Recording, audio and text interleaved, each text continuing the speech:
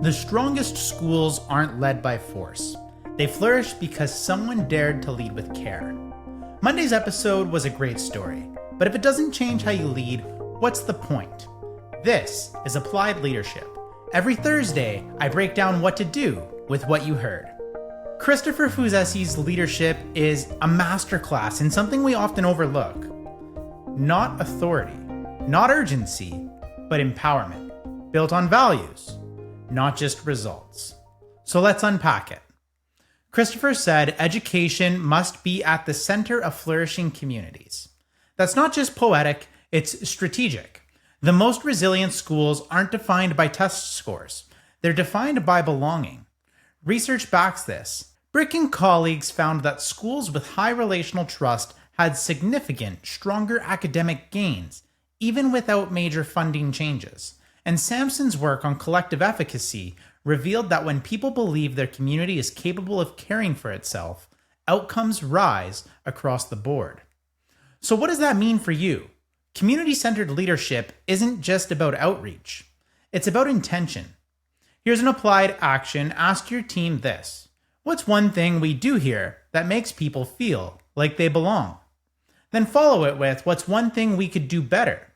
Empowered communities start with conversations, not compliance. Now here's the second insight. Christopher doesn't micromanage growth. He designs systems that allow it. And that shift from control to trust is everything. Leithwood and Jancy found that distributed leadership increased both teacher efficacy and student achievement. Spillane's research echoes that. The most effective leaders don't hold all the power. They share it. And most leaders ask, what's my role? But great leaders ask, how can I make space for someone else to rise? Another applied leadership challenge for you here. Pick one meeting this week and don't lead it. Invite someone on your team to run it. Not as a test, but as a trust move. And afterward, ask them, what worked? What would you change?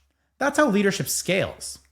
Now for the third and maybe most overlooked point, Christopher leads with intention around well-being.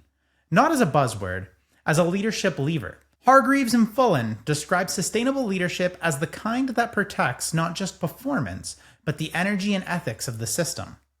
And Jennings and Greenberg found that when leaders model care and emotional regulation, staff well-being rises, and so do student outcomes. So what's the real takeaway? If you want performance, you need to protect people.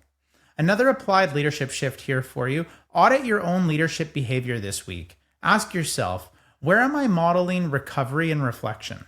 Where am I unintentionally modeling burnout? No one will protect their well-being if you've made overwork look like excellence. Your final leadership challenge, would your team describe you as empowering or just efficient? Efficiency produces output, empowerment produces ownership. Which one are you building? And if this gave you a new lens, a shift in strategy, or a fresh challenge, go watch the full episode. Christopher's story, mindset, and approach deserves your full attention, and your leadership will be better for it. Lead with care, lead with clarity.